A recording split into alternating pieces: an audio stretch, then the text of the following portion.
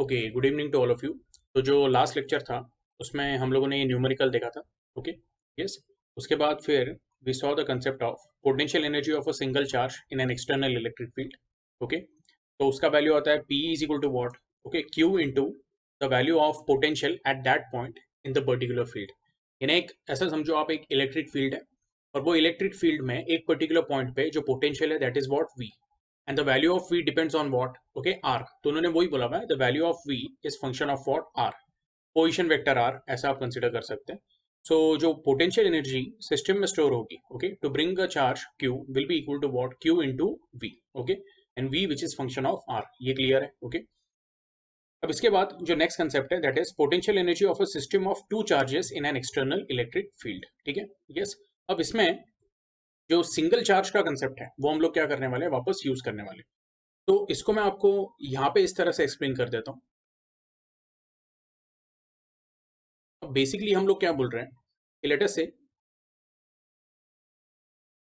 Again हम लोग यहाँ पे हमारा जो कोऑर्डिनेट एक्सिस है वो बना रहे हैं, X Y and set.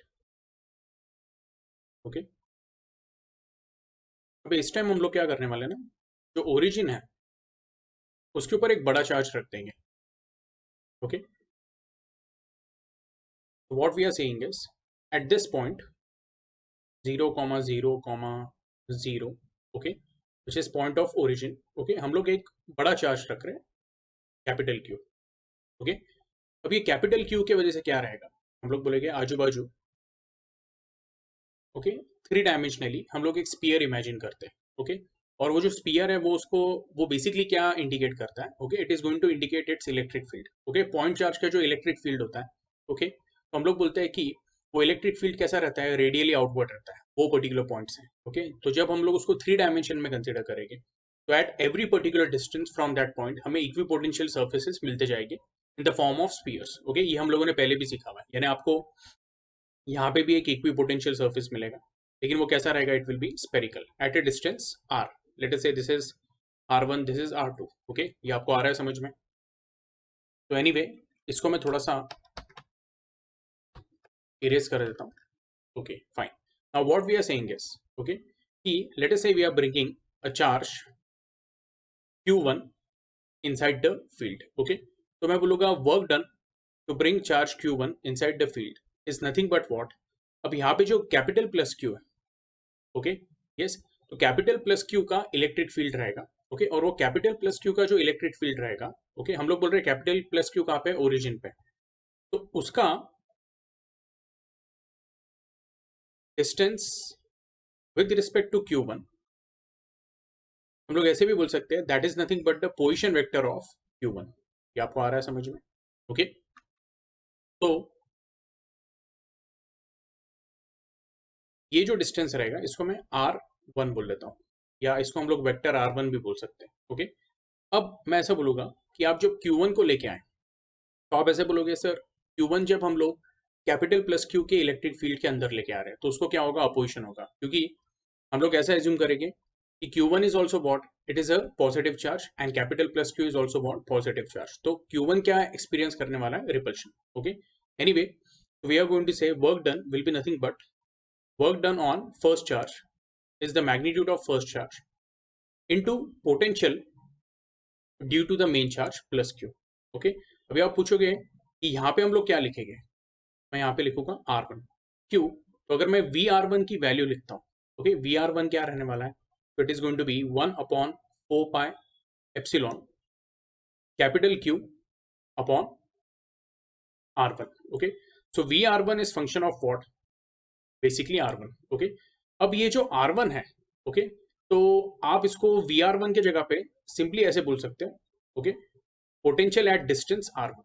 Okay, अब इसका मतलब ये नहीं कि ये चार्ज Q1 की वजह से, ओके, अगर सिर्फ Q1 की वजह से होता चार्ज तो मैं उसको V1 बोलता। ये आपको आ रहा है समझ में? ओके, तो इसको हम लोग क्या बोल रहे हैं, we are calling it as VR1। VR1 का मतलब क्या है, तो electric potential at distance R1। Okay, anyway तो हमें W1 क्या मिलता, W1 will be equal to 1/4 pi epsilon naught, okay, capital Q into Q1, okay, upon, you can say this will be R1। ठीक है, तो इसको मैं इक्वेशन 1 बोल देता हूँ, इसको इक्वेशन 2 बोल देता हूँ, ठीक है।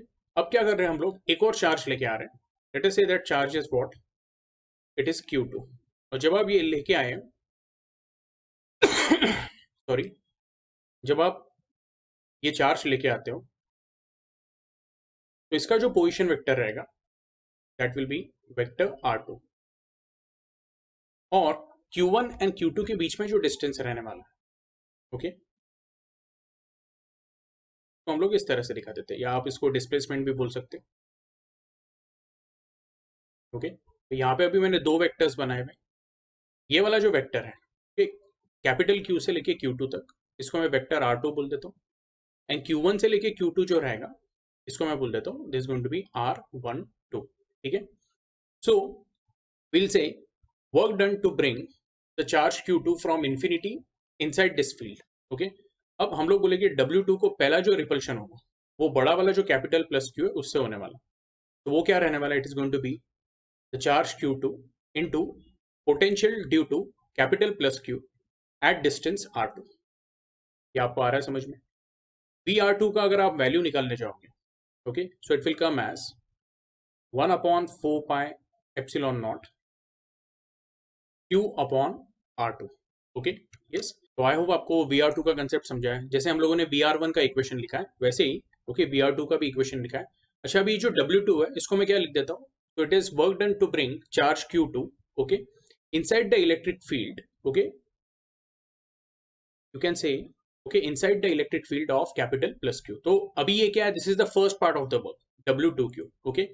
अब आपको ये भी ध्यान में रखना है कि Q2 को कैपिटल प्लस Q से तो रिपल्शन होने वाला है, ओके, लेकिन Q1 से भी रिपल्शन होगा, ओके। तो पहले हम लोग W2Q जो है ना उसका एक्सप्रेशन लिख लेते हैं, वो हो जाएगा, okay, 1/4 pi epsilon naught, okay, capital Q into Q2 upon you can से R2, ओके। आई होप ये क्लियर है। तो इसको मैं बोल देता हूँ this is your equation number 3, this is your equation number 4। And W2 के लिए एक और उसमें उसका कंपोनेंट रहेगा, कंपोनेंट या एक और पार्ट रहेगा जो मैं बोलूंगा दैट विल बी W21। तो work done to bring charge two, okay, to a given point, okay, against the electric field of charge Q1, और that is going to be, directly लिख देता हूँ 1/4 pi epsilon, okay, Q1 Q2 upon, अच्छा, इन दोनों के बीच में जो distance है आप R12 ले सकते हो, R21 भी ले सकते हो, क्योंकि यहाँ पे वेक्टर नहीं लेना है आपने, ओके। तो गलती से आपने R21 लिखा तो भी चलेगा, फिलहाल मैं R12 लिख देता हूँ, okay. Now that is what जो इक्वेशन नंबर 5। मैं बोलूंगा जो टोटल इलेक्ट्रोस्टैटिक पोटेंशियल एनर्जी रहने वाली है, okay, that will be equal to what, तो work done to bring all the charges, okay. अब कैपिटल प्लस Q लेके आने के लिए हमें कोई भी वर्क करना नहीं पड़ा होगा, क्योंकि वो हम लोगों ने एम्प्टी स्पेस या फ्री स्पेस में लाया हुआ है, ठीक है, यस। तो मैं बोलूंगा जो वर्क डन रहेगा that will B W1 plus W2Q plus W21, okay. W1 का वैल्यू क्या है, so it is 1/4 pi epsilon not capital Q into small q upon R1 plus W2Q जो है that is 1/4 pi epsilon not capital Q into Q2 upon R2, okay, yes, plus W21 which is 1/4 pi epsilon not, थोड़ा अच्छे से लिख देते हैं, okay, and this will B Q1 Q2 upon R12, okay. ये हम लोगों ने किया हुआ है, लेकिन क्या है ना, ये टेक्स्ट बुक में दिया है इसलिए मल्टीपल केसेस समझना इंपॉर्टेंट है। जितने आप केसेस प्रैक्टिस करोगे ना उतना आपका ये कंसेप्ट क्या होता जाएगा और स्ट्रांग होगा, ठीक है, यस। एनीवे इसमें से कुछ कॉमन आ जाएगा, तो विल से 1/4 पाई एप्सिलॉन नॉट, ओके, इसको बाहर ले लेते हैं। आपके पास रहेगा capital Q Q1 upon R1 plus capital Q Q2 upon R2 plus Q1 Q2 upon R12, ठीक है। अब ये हमारा क्या हुआ है, फाइनल फॉर्म आया है, ठीक है। तो न्यूमेरिकल सॉल्व करने के लिए ये फॉर्म क्या है, इंपॉर्टेंट है, ये आप लोगों ने लिख लेना है, ठीक है। हाँ, लेकिन अभी आपके टेक्स्ट बुक में क्या बोला हुआ है, ऐसा कैपिटल प्लस Q कुछ बोला हुआ नहीं, उन्होंने क्या बोला है, सिंपली आप एक एक्सटर्नल फील्ड में लेके आ रहे हैं। अब ऐसे केस में अगर कैपिटल Q के बारे में दिया नहीं है, ओके, तो हम लोग फिर कौन सा इक्वेशन यूज करेंगे यहाँ पे, W1 के लिए we are going to use this, W2Q के लिए, okay, we are going to use this, अगर मुझे कैपिटल क्यू के बारे में कुछ इन्फॉर्मेशन नहीं दी दी, सिर्फ इतना बोला कि एक इलेक्ट्रिक फील्ड के अंदर लेके आ रहे हैं, और वो इलेक्ट्रिक फील्ड में जब हम लोग पॉइंट R1 पे लेके आते हैं, ओके, या ये पर्टिकुलर पॉइंट पे लेके आते हैं which is at distance R1 from the field, okay, तो ऐसे, या R1 from the source of the field, okay, तो ऐसे केस में हम लोग बोलेंगे will use directly W1 is equal to Q1 into VR1, W2 is equal to Q2 into VR2 and W21, यानी चार्ज Q1 एंड Q2 को एक साथ क्लोज लेके आने के लिए जो वर्क डन रहेगा दैट विल बी दिस। तो वो टाइम पे ये तीन एक्सप्रेशन यूज करेंगे। तो हमारा फाइनल आंसर कैसे दिखेगा, मैं यहाँ पे ऊपर लिख देता हूँ, u will be equal to what you will get is Q1 into VR1 plus Q2 into VR2 plus 1/4 epsilon naught Q1 Q2 upon R12। Okay, I hope ये आपको क्लियर है। एक बार टेक्स्ट बुक में भी देख लेंगे हम लोग। ओके, ये आप लोगों ने अच्छे से एक बार क्या करना है ना, कॉपी कर लेना है, स्पेशली ये जो रिजल्ट है वो कॉपी कर लेना है, ठीक है। अच्छा, इसमें कुछ स्टूडेंट्स को ऐसे डाउट आएगा सर हमेशा capital plus Q point charge होना चाहिए क्या? नहीं, कंपलसरी नहीं है, आप ऐसे भी कंसिडर कर सकते हो। ओके, मैं आपको यहाँ पे दिखा देता हूँ, ये अगर आप लोगों ने कॉपी कर लिया होगा, ओके, तो मैं सिंपली आपको ऐसे दिखा देता हूँ, एक अलग कलर यूज करेंगे हम लोग। यहाँ पे यूनिफॉर्म इलेक्ट्रिक फील्ड भी ले सकते हैं लाइक दिस। ओके, इस तरह से ले लिया।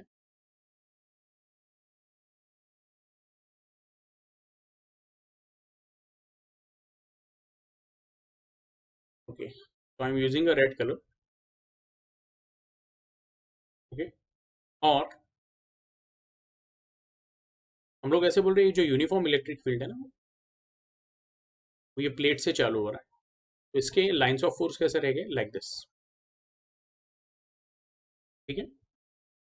अब वहां पे आप चार्ज Q1 लेके आ रहे हो पहले, तो Q1 का जो डिस्टेंस रहने वाला है that is going to be okay R1, और यहाँ पे रैंडमली Q2 लेके आ रहे हैं, ओके, जिसका डिस्टेंस क्या है R2। तो ऐसे केस में हम लोग बोलेंगे कि यहाँ पे जो इलेक्ट्रिक पोटेंशियल रहने वाला है, okay, this electric potential is function of what, R। Okay, तो इसलिए यहाँ पे ये ऊपर वाला फॉर्मूला क्या रहेगा, एप्लीकेबल रहेगा। ये आपको आ रहा है समझ में? ओके, ये हम लोगों ने बस एक केस लिया था कि एक बड़े पॉइंट चार्ज की वजह से, ओके, एक बड़ा इलेक्ट्रिक फील्ड तैयार हो रहा है जिसके अंदर हम लोग Q1 एंड Q2 लेके आ रहे हैं। लेकिन यहाँ पे क्या कंसिडर कर रहा हूँ मैं, यूनिफॉर्मली डिस्ट्रीब्यूटेड चार्ज है over a surface, plane surface, okay, जिसका यूनिफॉर्म इलेक्ट्रिक फील्ड तैयार हो रहा है, और उसके अंदर हम लोग Q1 एंड Q2 लेके आ रहे हैं, ठीक है। आई होप ये आपको क्लियर है। तो अगर आप ऐसा केस कंसिडर कर रहे हैं, डेफिनेटली ये फॉर्मूला जो है, ये फॉर्मूला इसके लिए भी एप्लीकेबल है, ये केस के लिए, और ये जो ब्लैक डायग्राम जो ब्लैक इससे बनाया हुआ है वो डायग्राम के लिए भी क्या है, ये एप्लीकेबल है। यहाँ तक क्लियर है? ओके, तो फिलहाल क्या करते हैं हम लोग, एक बार टेक्स्ट बुक में चेक कर लेते हैं। तो टेक्स्ट बुक में आपके अगर आप देखोगे तो उन्होंने यही फॉर्मूला दिया है। ओके, इसको मैं क्या कर लेता हूँ, हाईलाइट कर लेता हूँ। अगेन इसमें एक बात ऐसी है कि बहुत बच्चे ना यहाँ पे कंफ्यूज हो जाते हैं कि सर ये जो वेक्टर R1 दिया हुआ है वो सिर्फ पोजीशन वेक्टर है, रियल में जो कुछ यहाँ पे जो क्वांटिटी है ना वो स्केलर क्वांटिटी है। आई होप आपको ये आ रहा है समझ में? Okay, yes. अच्छा, इसके बाद नेक्स्ट जो है तो वो एक सॉल्व एग्जांपल है, वो देख लेते हैं। Two charge particles having equal charge of 3 × 10⁻⁵ coulomb each are brought from infinity to a separation of 30 centimeter. Find increase in electrostatic potential energy. तो ये तो एकदम सिंपल हो गया कि आप दो पॉइंट चार्ज को लेके आ रहे हो, ठीक है। अच्छा, ऐसा भी नहीं बोला हुआ है कि उनको एक इलेक्ट्रिक फील्ड के अंदर लेके आ रहे हो, ऐसा बिल्कुल भी नहीं बोला हुआ है। सिंपली क्या बोला हुआ है, तो मैं यहाँ पे आपको बता देता हूँ। ओके, तो ये एक पर्टिकुलर पॉइंट पे आप चार्ज Q1 को लेके आए। अच्छा, जब आप Q1 को लेके आए तो मैं बोलूँगा W1 का वैल्यू क्या रहेगा, 0। आपको कोई एक्स्ट्रा एफर्ट डालना नहीं पड़ा क्योंकि यहाँ पे पहले कोई दूसरा चार्ज नहीं था। हाँ, लेकिन जब आप Q2 को लेके आए ये पर्टिकुलर पॉइंट पे, तो जो Q1 का इलेक्ट्रिक फील्ड है उसने Q2 को क्या किया रहेगा, एक तो रिपेल किया रहेगा या अट्रैक्ट किया रहेगा, यानी कुछ ना कुछ इन्फ्लुएंस डाला रहेगा, ठीक है। यस, ये जो फील्ड मैंने बनाया उसको मैं थोड़ा निकाल देता हूँ।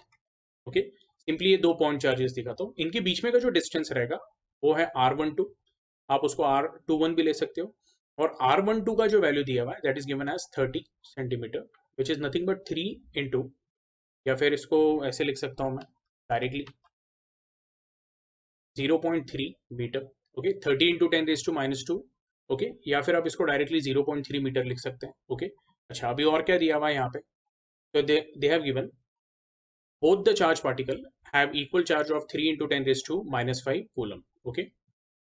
So q1 equal to q2 is equal to what, 3 into 10⁻⁵ coulomb, okay. और क्या बोला हुआ है यहाँ पे, find the increase in electrostatic potential energy, okay. तो अभी ये यहाँ पे ही देख लेते हैं हम लोग, बहुत सिंपल है। हम लोग बोलेंगे कि initial potential energy of the system वो क्या रहेगा, दैट विल बी जीरो, क्योंकि कोई भी चार्ज हम लोग लेके नहीं आए थे, इनिशियली कुछ चार्ज ही अवेलेबल नहीं था सिस्टम में, तो वो जो सिस्टम है, ओके, वो एम्प्टी स्पेस था, ओके, यस। और जो Q1 एंड Q2 थे वो इनफाइनाइट डिस्टेंस पे थे, ओके। तो हम लोग बोलेंगे कि आप वो जो सिस्टम है उसका इनिशियली जो एनर्जी उसको हम लोग जीरो कंसिडर कर सकते हैं, ठीक है, यस। मैं यहाँ पे लिख देता हूँ इनिशियल एनर्जी, या इनिशियल एनर्जी है कौन सा, इलेक्ट्रोस्टैटिक पोटेंशियल एनर्जी की बात कर रहा हूँ, of system will be equal to what, zero, ये आपको ध्यान में रखना है, ठीक है। Final energy of the system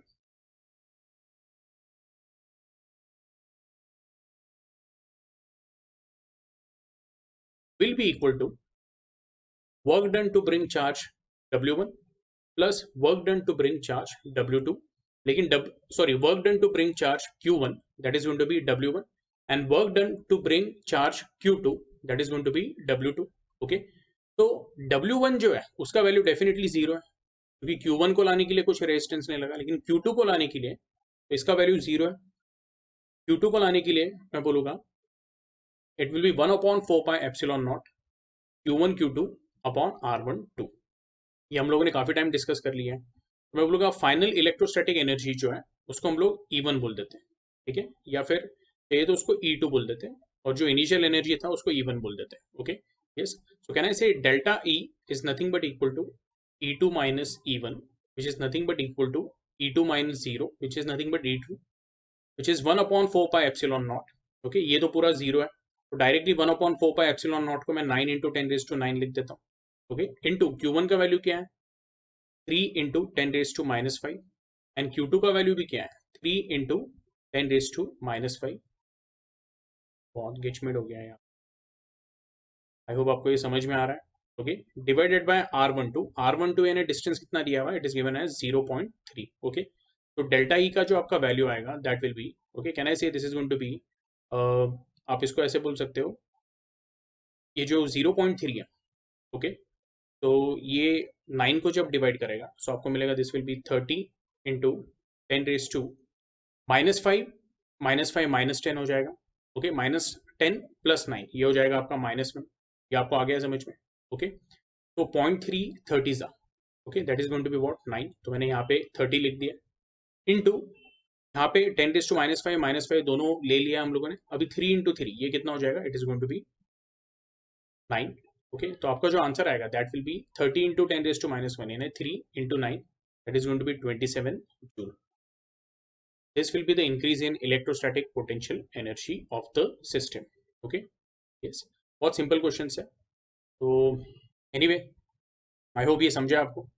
इसके बाद नेक्स्ट वाला क्या दिया हुआ है, determine the electrostatic potential energy of a system consisting of two charges -2 microcoulomb and 4 microcoulomb with no external field placed, अच्छा, with no external field and these are placed at -8 centimeter 0,0 +8 centimeter 0,0, okay।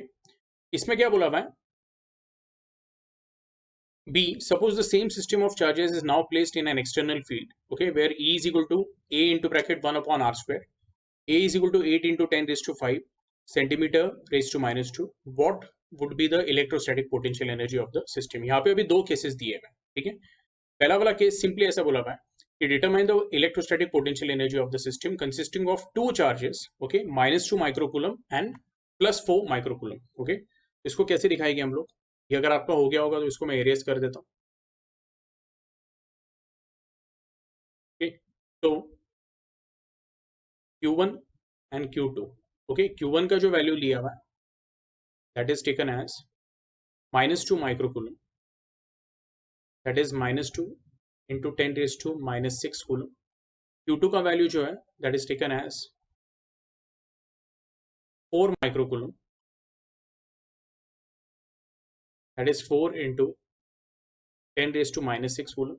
Okay, अब Q1 का जो position है, okay, Q1 का position is, late us से वो जो position है उसको मैं x1 बोल देता हूँ, that will be what, x1 इसलिए बोल रहा हूँ वो भी मैं बताता हूँ, क्योंकि अगर आप यहाँ पे देखोगे इट इज -8,0,0, ओके, यानी it is lying on x axis, okay, -8 centimetre, 0,0, और यू कैन से जो पोजीशन x1 है, ओके, या r1 भी बोल सकते हो आप, okay, that is going to be what -0.08 in terms of metre, 0,0, ठीक है।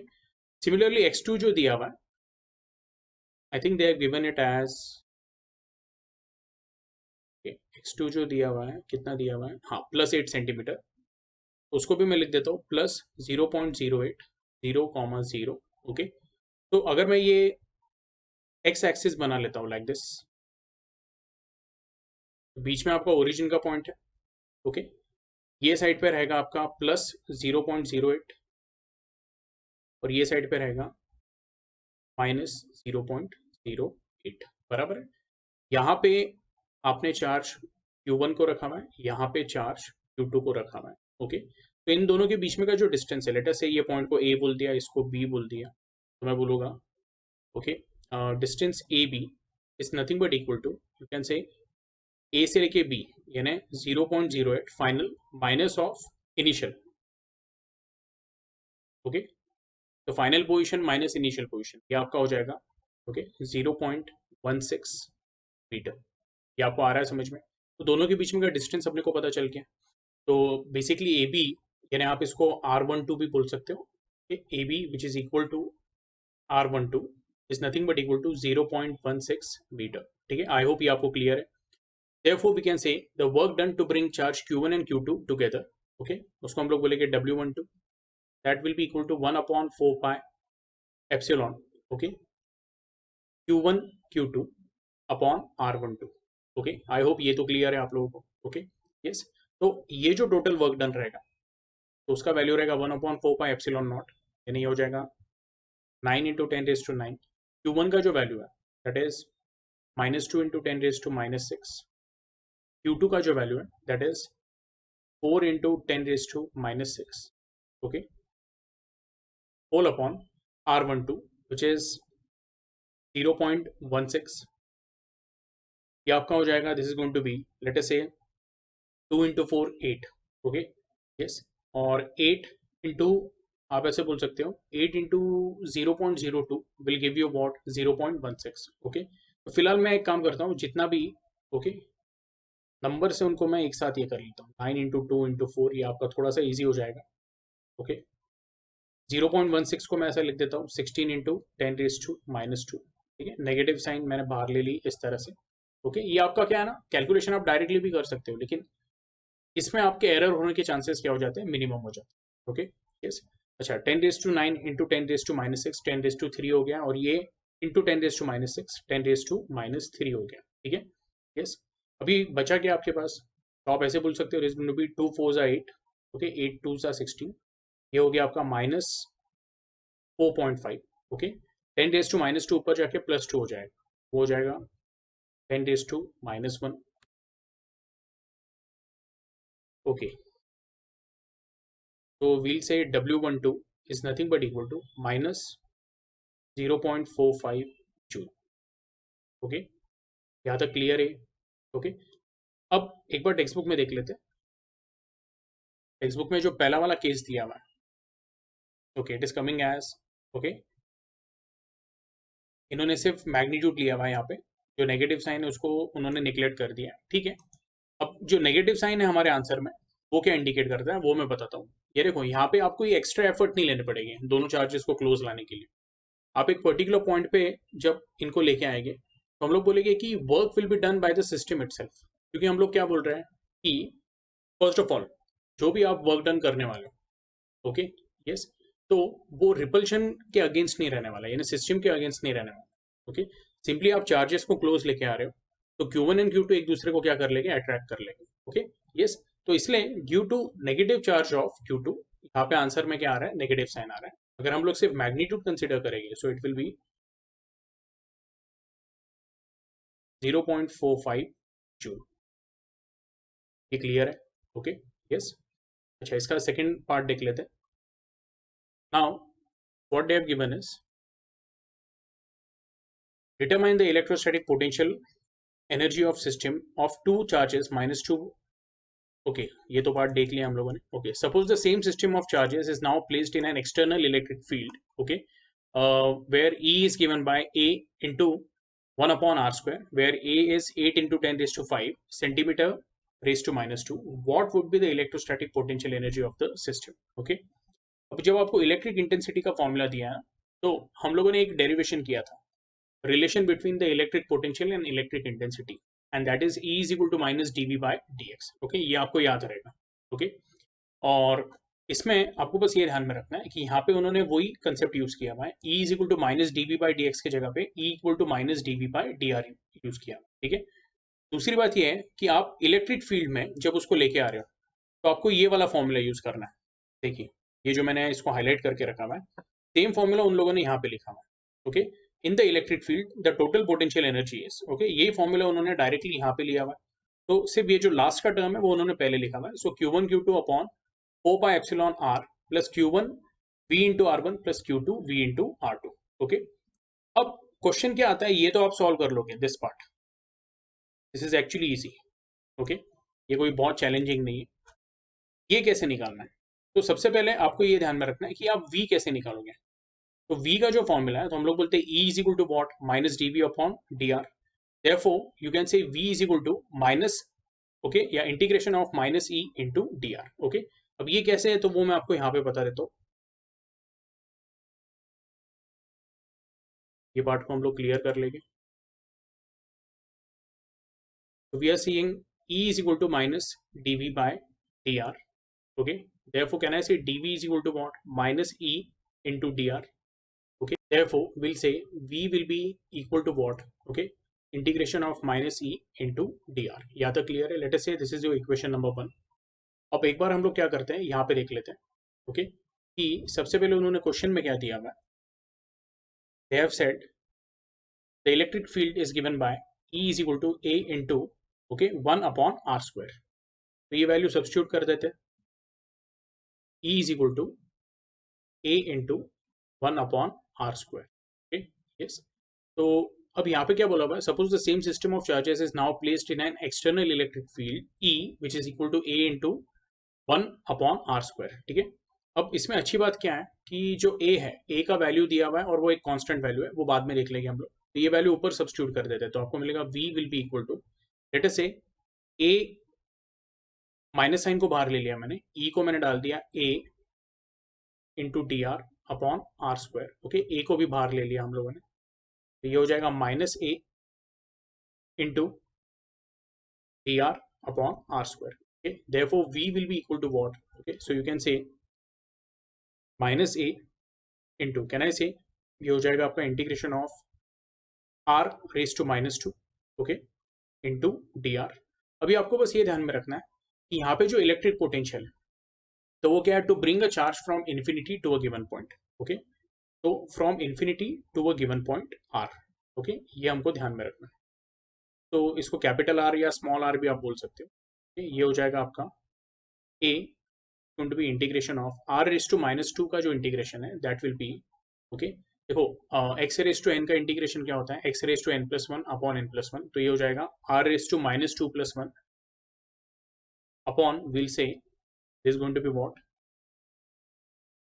-2 plus one, that is -1। Okay, yes, और जो लिमिट रहेगा वो रहेगा infinity to r। Therefore v will be equal to, okay, let us say this is going to be minus a into r raised to -1, इन्हें 1 by r हो जाएगा।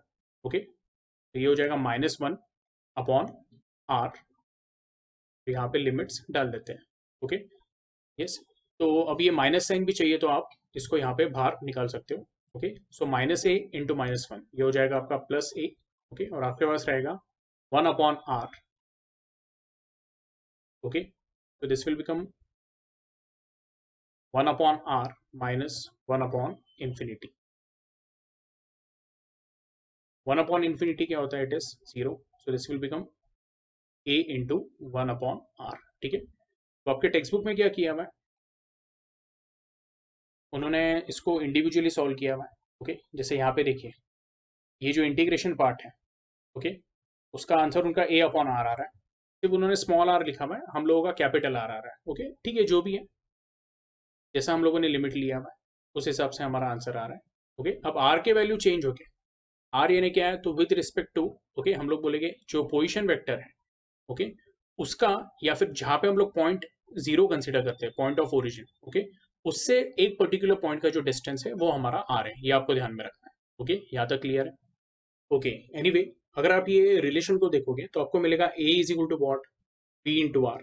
कहने से यानी a का जो ऐसा यूनिट रहेगा वो क्या रहेगा, तो v यानी उसके लिए वोल्ट हो जाएगा, और r यानी जो डिस्टेंस है that is going to be what, metre. तो इसका जो ऐसा यूनिट है that should be volt into metre. Okay, आपके टेक्स्ट बुक में यहाँ पे जब उन्होंने a का वैल्यू दिया हुआ है, ओके, सेकंड केस के लिए it is given as 8 into 10⁵ centimetre raise to -2। Okay, तो ये सेंटीमीटर रेज टू -2 नहीं करके, ओके, आपने वहां पे करेक्शन करना है, वहां पे आपने वोल्ट इंटू मीटर डालना है। ठीक है, यस, तो इसको मैं हाईलाइट करके रखता हूँ। ओके, यस, क्योंकि अभी जो हम लोग आंसर निकालने वाले हैं, ओके, तो अगर आप ये सेंटीमीटर रेज टू -2 लेते हो, ओके, तो यहाँ पे कुछ लॉजिकली वो बनता नहीं। ओके, अगर आप ये सेंटीमीटर रेज टू -2 कंसिडर करते हो, centimetre raise to -2 upon r1, यानी r1 भी सेंटीमीटर रहेगा, सेंटीमीटर रेज टू -2 नीचे आके सेंटीमीटर स्क्वायर हो जाएगा, वो सेंटीमीटर क्यूब हो जाएगा। ओके, और कहाँ पे भी इलेक्ट्रिक पोटेंशियल, ओके, यानी Q1 हम लोग क्या बोल रहे हैं, तो ये आपका क्या हो जाएगा, this will become Q1 upon, okay, जो भी रहेगा यानी कूलम पर सेंटीमीटर क्यूब आएगा, and that is not unit of energy. ये आपको आ रहा है क्या समझ में?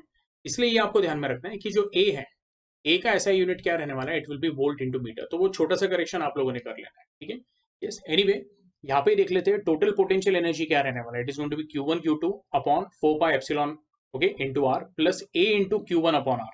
ओके, बेसिकली यहाँ पे जो v का वैल्यू है, ओके, तो Q1 के लिए जो v का वैल्यू रहने वाला है that will be a upon r1, and Q2 के लिए जो v का वैल्यू रहेगा that will be a upon r2। कैसे? तो v equal to a upon r, ये हम लोगों ने अभी यहाँ पे रखा था, ये रिलेशन। ओके, यस, सो अच्छा, अभी इसका जो वैल्यू है, तो हम लोगों ने जब कैलकुलेट किया था तो it came to be what, -0.45, okay, joule. यहाँ पे उन लोगों ने सिर्फ प्लस 0.45 जूल लिया हुआ है। ओके, मैंने आपको बोला है कि यहाँ पे उन्होंने सिर्फ मैग्नीट्यूड लिखा हुआ है, टेक्निकली आपको यहाँ पे नेगेटिव साइन भी लगाना है। ओके, एंड स्पेशली जब आप सेकंड केस में ले रहे हो तो आप सिर्फ प्लस 0.45 ही लोगे, जो एक्चुअल आंसर आया था। अगर आप वीडियो को रिवाइंड करोगे, ओके, थोड़ा पीछे लेके जाओगे, तो हमारा आंसर -0.45 आ रहा था। ओके, तो वो सही आंसर था, वही आपको यहाँ पे कंसिडर करना है। हाँ, लेकिन अगर आप पॉजिटिव में लिखना चाहते हो तो आपने एक स्टेटमेंट मेंशन करना इंपॉर्टेंट है, कंसिडरिंग ओनली मैग्नीट्यूड। लेकिन जब आप वो लिखते हो कंसिडरिंग ओनली मैग्नीट्यूड, तो वो फाइनल स्टेप पे आपको अलाउड है।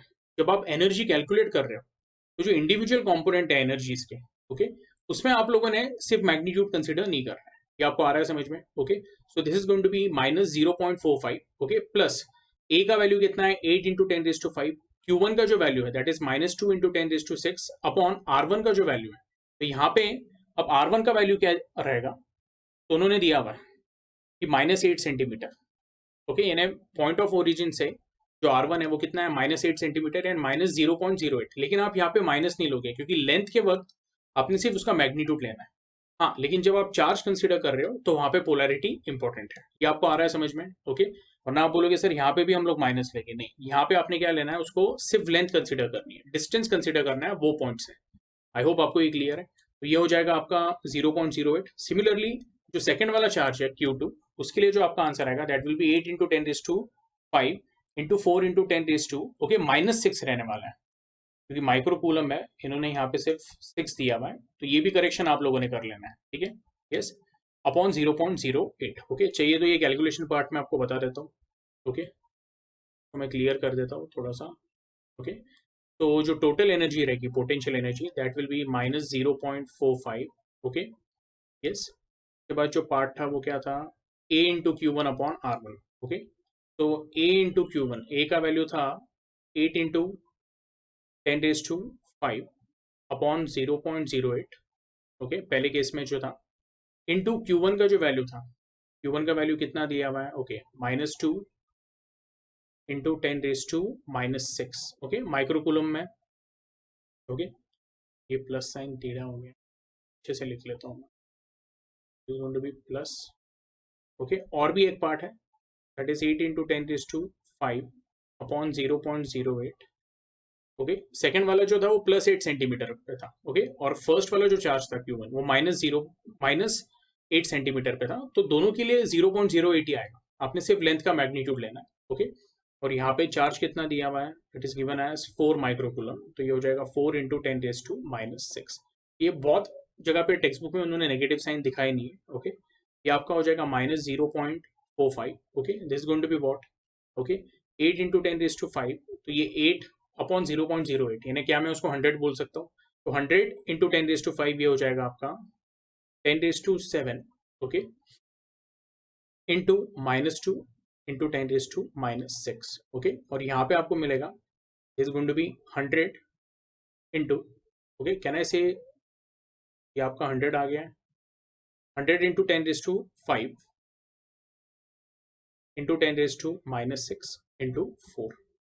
ये बन जाएगा आपका -0.45. Okay, and this is going to be -20. Okay, yes, एंड ये जो पार्ट रहेगा वो आपका आएगा +40. Okay, yes.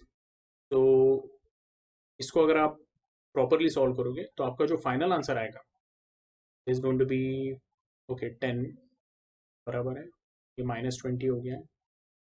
This is going to be, okay, so this is going to be 20, -20 plus 40 plus 20 minus 0.45. Answer will be 19.552. Okay, ये check कर लेते हैं हमारे टेक्स्ट बुक में क्या आ रहा है answer. Yes, 19.55 joule. Okay, I hope आपको ये समझा है. Okay, yes. जो हमारा अभी नेक्स्ट कंसेप्ट है that is potential energy of a dipole in an external electric field. Okay, अब जो डायपोल है वो हम लोगों ने last to last lecture, okay, या कपल ऑफ लेक्चर्स के पहले हम लोगों ने एक कंसेप्ट देखा हुआ है. ओके, कि what exactly is electric dipole. So we say two equal and opposite charges, okay, which are separated by a finite distance. Okay, it is called as what, electric dipole. ठीक है, और electric dipole के साथ एक और यहाँ पे, okay, important term आती है which is called as what, dipole moment. Okay, जिसको हम लोग बोलते हैं वेक्टर पी. अब basically what we are going to do is, okay, first of all ये पार्ट मैं क्लियर कर देता हूँ. तो पहले तो ये मैंने आपको पहले भी रिवाइज करवा के लिया मैं, लेकिन ये आपको ध्यान में रखना है. -q से +q हम लोग बोलते हैं कि डायपोल का जो लेंथ है वो -q से +q हम लोग कंसिडर करते हैं. And that vector is what, it is going to be vector 12. Okay, तो -q से +q, ये क्लियर है.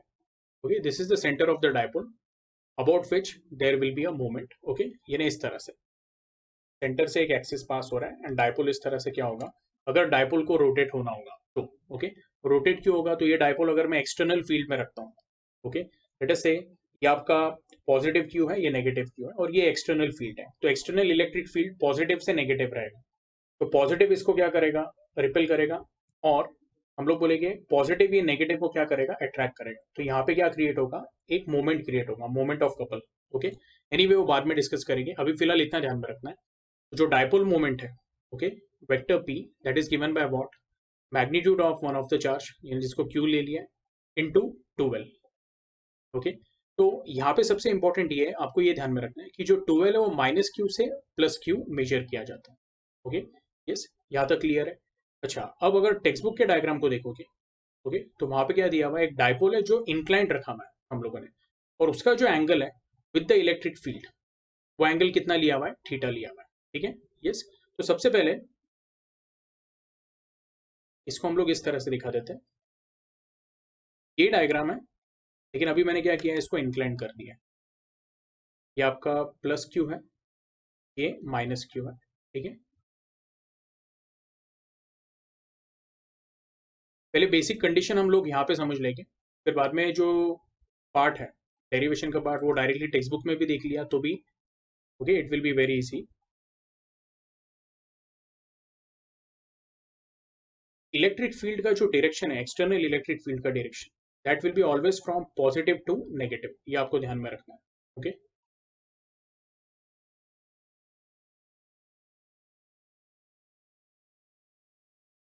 और ऐसे केस में जो टॉर्क एक्ट होगा, okay, torque will be created when a dipole is placed in external electric field. ठीक है, तो ये आपका हुआ एक्सटर्नल इलेक्ट्रिक फील्ड। टेढ़ा क्यों आ रहा है?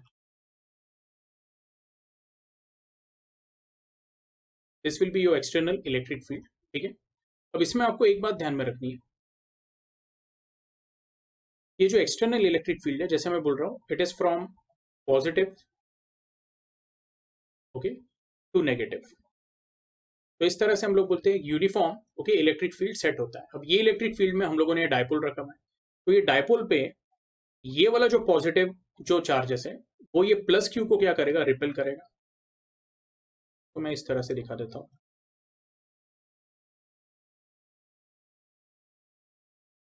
ओके, तो ये जो फोर्स एक्ट होगा, तो हम लोग क्या करेंगे, इलेक्ट्रिक इंटेंसिटी का जो डेफिनेशन है, we say electric intensity is nothing but force acting per unit charge. तो जो force acting on plus Q रहेगा, that will be equal to what, plus Q into E, and force acting on minus Q, let us say उसको F dash बोल देते हैं, that will be minus Q into E. ये clear है? Okay, अच्छा, इसके अंदर हम लोग ऐसे बोलेंगे कि जो फील्ड का डायरेक्शन है, वो डाइपोल के सेंटर के साथ जो एंगल बना रहा है, that angle is what, theta.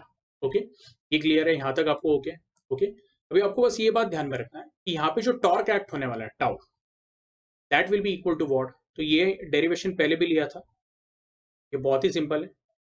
Okay, आपको ये जो दोनों फोर्सेस है, उनके बीच में का डिस्टेंस कंसिडर करना है। ओके, यानी ये जो फोर्स है उसको मैं एफ बोल देता हूँ, और इसको मैं एफ डैश बोल देता हूँ। तो इनके बीच में का जो डिस्टेंस है, ओके, लेट अस से ये हो गया आपका A, this is B and this is C. Okay, ये दोनों फोर्सेस के बीच में का जो डिस्टेंस रहेगा, shortest distance, that will be segment A B. Okay, yes, तो ए बी जो है, if this angle is theta, can I say this angle is also theta. Okay, yes, and sine theta क्या होने वाला है, sine theta हो जाएगा आपका A B upon A C, but A C यानी क्या है, तो हम लोग बोलेंगे it is the length of dipole, को 12 बोल दिया, तो मैं बोलूंगा A B will be equal to what, 12 sine theta. Okay, अब सब आप जितने भी लोग ये लेक्चर देख रहे हैं, एकदम ध्यान से ये आप लोगों ने नोट करना है। ओके, जो मैं बोलूंगा टॉर्क जो एक्ट हो रहा है, that will B magnitude of one of the force, इसको मैं एफ बोल देता हूँ, into perpendicular distance between equal and opposite forces.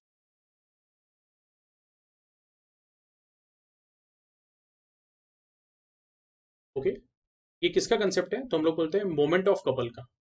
तो वो लॉजिक से हम लोग बोलेंगे जो टाउ रहेगा, that will be equal to what, F, F का वैल्यू क्या आने वाला है, it is going to be Q into E into perpendicular distance between them, that is going to be A B, which is nothing but 12 sine theta. Okay, and tau will be equal to what, तो Q into 12 into E sine theta. Okay, but Q into 12 यानी क्या है, तो it is nothing but dipole moment, उसका magnitude. ये आपको आ रहा है समझ में? तो ये क्यू इंटू 12 को क्या सब्स्टिट्यूट किया मैंने, p into E into sine theta. Okay, तो can we say vector tau will be equal to what, vector p cross vector E. लेकिन फिलहाल के लिए आप बस इतना ध्यान में रखो, और यहाँ पे ये ध्यान में रखना है, अगर आप एक डायपोल को एक्सटर्नल इलेक्ट्रिक फील्ड में रखते हो, उसके ऊपर एक टॉर्क एक्ट होगा which will be equal to p E sine theta, where E is the magnitude of electric field and p is what, okay, dipole moment. यहाँ तक क्लियर है? अच्छा, इसमें डायपोल मोमेंट हम लोग कैसे डिफाइन कर सकते हैं? ओके, अगर मैं बोलता हूँ कि हम लोगों ने डायपोल को परपेंडिकुलर रखा हुआ है, यानी फील्ड इस तरह से हॉरिजॉन्टल, और डायपोल अगर आप वर्टिकल रखते हो, तो ऐसे केस में थीटा क्या हो जाता है, 90। थीटा अगर 90 होता है, तो मैं बोलूंगा साइन थीटा का वैल्यू क्या होगा, it will be equal to 1। Okay, imagine करो कि जो एक्सटर्नल इलेक्ट्रिक फील्ड है, ओके, वो 1 न्यूटन पर कूलम का है। ओके, तो अगर आप ये वैल्यू सब्स्टिट्यूट करोगे, तो आपको क्या मिलेगा, tau will be equal to p numerically, ये आपको पहले भी बताया था मैंने कुछ लेक्चर्स पहले। ओके, यस, तो बेसिकली एनीवे आपको डायपोल मोमेंट का कंसेप्ट पता होना चाहिए. What exactly is dipole moment? So we say dipole moment is nothing but it is numerically equal to the torque that will act on a dipole when it is placed in an external electric field, okay, which is having strength of 1 Newton per coulomb, okay, and the dipole is placed in such a way that it is at 90 degree, okay, to the electric field. यानी जो dipole का length है it should be perpendicular to the electric field. ऐसे case में जो torque act होगा that will be what? Dipole moment. यहां तक क्लियर है आप लोगों को? ओके, आई होप आपको ये क्लियर है. Okay, now what will do is हम लोग टेक्स्ट बुक के कंसेप्ट के पास जाते हैं. तो टेक्स्ट बुक में उन्होंने वही बोला हुआ है कि vector tau is nothing but equal to vector p cross vector E, और उसका जो मैग्नीट्यूड है that is equal to what? T sine theta. Okay, अब in order to neutralize this torque, let us assume an external torque tau external is applied which rotates in the plane of the paper from an angle theta 0 to theta without angular acceleration, okay, at infinitesimally angular speed. Now the work done by the external torque. अब ऐसा समझ लो कि ये जो dipole है, okay, ध्यान से सुनना है आप लोगों ने कि देखो क्या होने वाला है कि हमारे फील्ड लाइंस इस तरह से, ओके, यस, फील्ड लाइंस इस तरह से. अब जब फील्ड लाइन इस तरह से तो हम लोग बोलेंगे कि जो यहाँ पे प्लस क्यू चार्ज है वो रिपेल होगा और माइनस क्यू क्या होगा? ओके, अट्रैक्ट होगा. और ये कब तक होगा? जब तक हम लोग बोलेंगे जो फील्ड लाइंस है उसको हमारा डायपोल पैरेलल नहीं हो जाता. ओके, तो जो टॉर्क फील्ड के द्वारा प्रोड्यूस होगा वो ये डायपोल को इस तरह से कर देगा. ठीक है, यस. लेकिन हम लोग क्या बोलेंगे कि ये जो टॉर्क है इसको रिस्टोरिंग टॉर्क बोलते हैं. अब इसके अपोजिट डायरेक्शन में एक टॉर्क हम लोग अप्लाई करते हैं. ओके, और वो जो टॉर्क है वो क्या करता है? तो वो थीटा एंगल प्रोड्यूस करके देता है. यानी यहाँ पे ये जो थीटा एंगल बताया मैं, तो वो अप्लाइड टॉर्क से हम लोगों ने क्या किया है? डायपोल को डिस्टर्ब किया. अब जब आप उसको डिस्टर्ब करोगे तो हम लोग क्या करेंगे? Work, we are going to perform some work and it will be against the field, and this work done which is against the field is stored in the form of electrostatic potential energy. ठीक है, yes. अच्छा, आप जब इसको घुमा रहे हो, जो अप्लाइड टॉर्क लगा रहे हो, तो हम लोग बोलेंगे यूनिफॉर्मली आप उसको अप्लाई करोगे. यानी यहाँ पे ऐसा एज्यूम करेंगे कि जो एंगुलर एक्सीलरेशन है, ओके, वो हम लोग क्या बोल रहे हैं? यहाँ पे क्या दिया है? Without angular acceleration. यानी यहाँ पे जब आप टॉर्क अप्लाई करोगे, ओके, तो इसको बहुत स्लोली आप क्या करोगे? मूव करोगे by an angle theta. Okay, uniformly move करोगे. ये आपको आ रहा है समझ में? तो ऐसे केस में जैसे हम लोग बोलते हैं work done is what? It is force into displacement. Okay, similarly work done in rotation, या जो एनर्जी स्पेंड होगा that will be torque, okay, into we are going to say what? The angular displacement. Work done is force into linear displacement. Similarly, okay, work done is also equal to torque into angular displacement. Okay, अब ये जो आपको expression है थोड़ा सा confusing लगेगा, मैं आपको बता देता हूँ ये एक्सप्रेशन एग्जैक्टली है क्या. मैं बोलूंगा small work done, okay, by a torque is nothing but tau into जो एंगल से वो मूव कर रहा है. अगर मैं एकदम छोटे एंगल से इसको मूव करता हूँ तो जो मैं वर्क करूंगा that will be what? D W is equal to tau into d theta. But यहाँ पे जो टाउ है, okay, tau is what? It is a function of theta. आप बोलोगे क्यों? तो जैसे हम लोग बोलते हैं कि आप ये किसके अगेंस्ट कर रहे हो? जो आप टॉर्क लगा रहे हो, you are applying it against what? The torque which is produced by the field which is equal to p sine theta. तो आप देख सकते हो जो टाउ है it is function of sine theta. इसलिए उन्होंने टाउ एक्सटर्नल भी क्या बोला हुआ है? Tau external must be at least equal to the torque which is provided by the field. जब वो उसको इक्वल होगा तब आप क्या कर सकते हो? मूव कर सकते हो. ये आपको आ रहा है समझ में? अगर फील्ड का टॉर्क ज्यादा स्ट्रांग है तो जो टॉर्क हम लोग अप्लाई कर रहे हैं उससे कोई भी रोटेशनल इफेक्ट क्रिएट नहीं होगा. Okay, yes. तो इसलिए उन्होंने बोला है tau external will be also what? It should be at least equal to what? The torque produced by the field which is nothing but equal to p sin theta. और उन्होंने बोला tau external is also what? Function of theta. Okay, ये clear है? So total work done to move the torque, to move the dipole, sorry, okay, from theta naught to theta will be equal to tau which is function of d theta into the angle which is d theta, या tau which is function of theta भी बोल सकते हो आप. d theta नहीं बोला तो भी चलेगा. ओके, थीटा ही बोलेंगे. ओके, तो ये आपके टेक्स्ट बुक में दिया हुआ है. तो basically w is equal to, okay, definite integral between limits theta not to theta tau external theta into d theta. Okay, अब यहाँ पे टाउ एक्सटर्नल का हम लोगों ने क्या किया? ओके, वैल्यू डाल दिया p into E sine theta. Okay, इसको जब आप सॉल्व करोगे तो p इंटू ई को बाहर ले लो, integration of sine theta is what, it is minus cos theta, okay, और minus cos theta with the limits theta not to theta, okay. अब माइनस कॉस थीटा में सब्स्टिट्यूट कर दिया तो आपको क्या मिलेगा, minus cos theta minus of, okay, this is going to be minus cos of theta not. ये आपको आ रहा है समझ में, ओके, यस। सो बेसिकली ये जो नेगेटिव साइन है वो आंसर का ही नेगेटिव साइन। तो जब हम लोग इंटीग्रेशन लेते हैं डेफिनेट इंटीग्रल तो उसमें upper limit minus lower limit रहता है, तो ये हो जाएगा minus cos theta minus of cos theta naught. तो ये माइनस माइनस प्लस हो गया, आपको मिला minus cos theta plus cos of theta not, which is nothing but equal to cos of theta naught minus cos theta. Now, so basically work done का जो हमारा expression आया है, okay, yes, to move the dipole by an angle theta, that is nothing but equal to p into bracket cos of theta naught minus cos of theta, okay. Now, this work done is stored in the form of potential energy of the system, okay, yes, in the position when the dipole makes an angle theta with the electric field. The zero potential energy can be chosen as per the convenience, okay. We can choose u of theta naught to be equal to 0.